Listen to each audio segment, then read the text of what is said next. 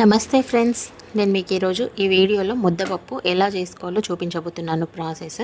దీనికి కాంబినేషన్గా పచ్చిపులుసు అయితే బాగుంటుంది. ఇక చూస్తున్నారు కదా, నేను పచ్చిపులుసు కూడా చేసుకున్నాను. ఆ వీడియో కూడా మన ఛానల్లో ఉంది. మీరు ప్లేలిస్ట్లోకి వెళ్ళి చూస్తే మీరు ఆ ప్రాసెస్ చూసేసుకోవచ్చు. పల్లెటూరు స్టైల్లో పచ్చిమిర్చితో పచ్చిపులుసు, ఈ పప్పుకి అది కాంబినేషన్ చాలా బాగుంటుంది.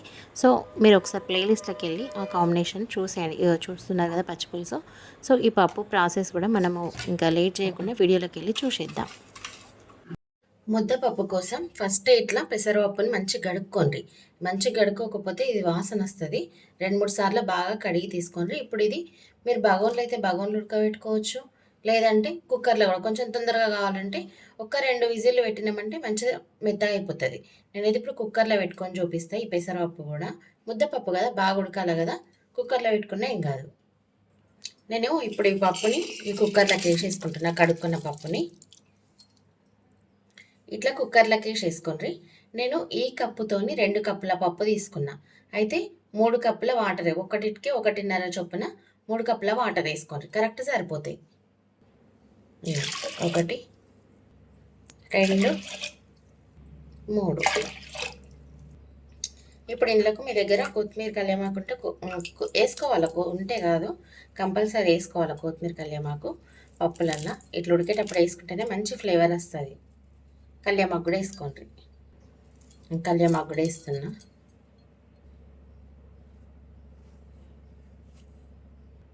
½ టీ స్పూన్ పసుపు వేసుకోండి. 1 టీ స్పూన్తో నూనె వేసుకోండి, టీ స్పూన్ ఎడు. ఇట్లా ఇప్పుడు మంచిగా కలిపి మూత పెట్టేసుకొని కుక్కర్ పెట్టేసుకోవాలి. ఇళ్ళకి ఇంకా ఎల్లిగడ్డ జీలకర్ర కూడా దంచి వేసుకోవాలా. నేను కూడా దంచకుండా చూపిస్తా. కొంచెం తాలిపులో వేసుకోవాలా, కొంచెం ఇండ్లు వేసుకోవాలా. ఇప్పుడు ఉడికేటప్పుడు వేసుకోవడం వల్ల మనకు మంచి కమ్మటి వాసన వస్తుంది. విజిల్ వచ్చినప్పుడల్లా ఇక ఇంతనన్నా వేసుకోవాలా. మళ్ళీ పప్పు కూడా మంచి కమ్మగా అవుతుంది టేస్ట్. ఎల్లిగడ్డ జీలకర్ర ఫస్ట్ ఉడికేటప్పుడు వేసుకోవడం వల్ల.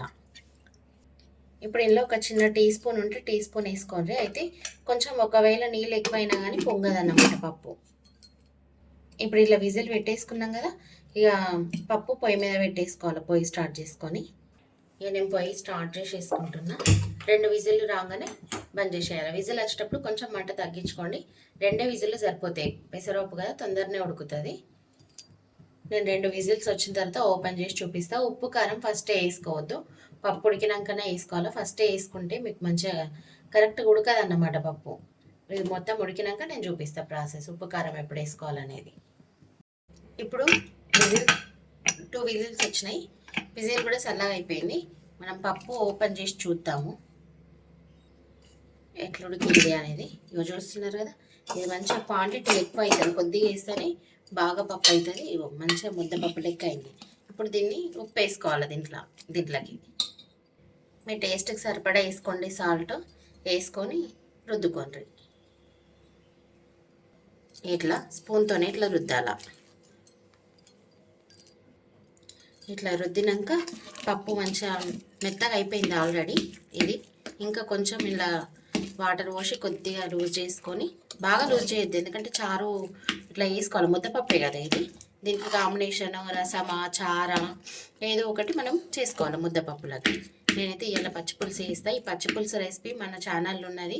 మంచి వ్యూస్ కూడా వచ్చినాయి, బాగా రీచ్ కూడా వచ్చింది 1 డేలోనే.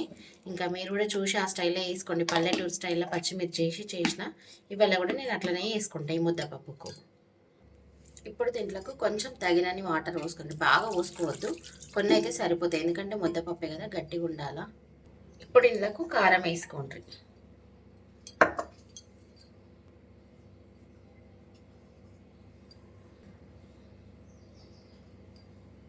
కారం వేసి కూడా బాగా కలుపుండ్రి. మీ టేస్ట్కి సరిపడా వేసుకోండి కారం. ఇక పప్పు అనేది ఇట్లా మంచిగా గంట తిరిగేటట్టు ఉండాలి. ఇట్లా ముద్దపప్పు లెక్క గట్టిగా ఇలా చారు పోసుకొని తింటే మంచి కమ్మ ఉంటుంది. ఇక ఇది తాలిపు పెట్టుకుందాం. ఇప్పుడు తాలిపు కోసం మనం ఒక బౌల్ పెట్టుకొని ఆయిల్ పోసుకొని తాలిపు పెట్టుకోవాలా. నేనైతే ఇక్కడ ఒక 2 పావులు పోస్తున్నా. పప్పుకి కాబట్టి మనకు కొంచెం తక్కువనే పడుతుంది. నూనె మంచిగా కాగింది కదా, 1 టీ స్పూన్ ఆవాలు, 1 టీ స్పూన్ జీలకర్ర వేసేయండి. వేసేసి మంచిగా కలుపుకోండి.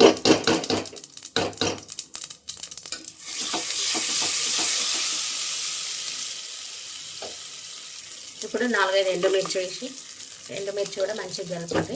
ఇది పప్పుదే కాబట్టి చెంచా ఏం కాదు, మనం పప్పుకి కదా పోపు పెట్టుకునేది. ఇప్పుడు కొంచెం ఎల్లిగడ్డ జీలకర్ర మనం అప్పుడు పప్పులో ఉడకేటప్పుడు వేసుకున్నాం కదా, ఆ ముద్ద ఇందులో వేసుకోండి. కల్లేమాకు వేసుకోండి. కల్లేమాకు వేసి కూడా మళ్ళీ ఒకసారి కలుపుకోండి. ఇప్పుడు ఒక 1/2 టీ స్పూన్ పసుపు వేసుకోండి. ఇప్పుడు ఒక 1/4 టీ స్పూన్ అంతా ఇంగువ వేసుకోండి. వేసి బాగా కలుపుకుంది కూడా. ఇప్పుడు పప్పు ఇండ్లకు తాలింపు గుమ్మరించుకున్నాడు. ఇక ఈ పప్పుని ఈ తాలింపు వేసుకున్న గిన్నెలకు పోసేసుకోండి.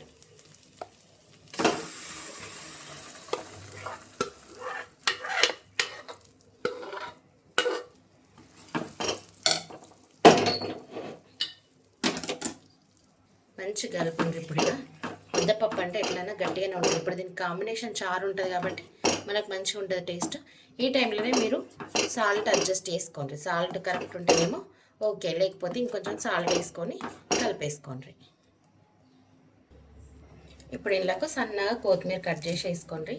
ఇట్లా పప్పు గట్టి వేసుకొని చారు వేసుకుంటే టేస్ట్ అయితే ఓ లెవెల్ ఉంటుంది. ఇక మంచి పండగలా తినచ్చు ముద్దపప్పు చారు.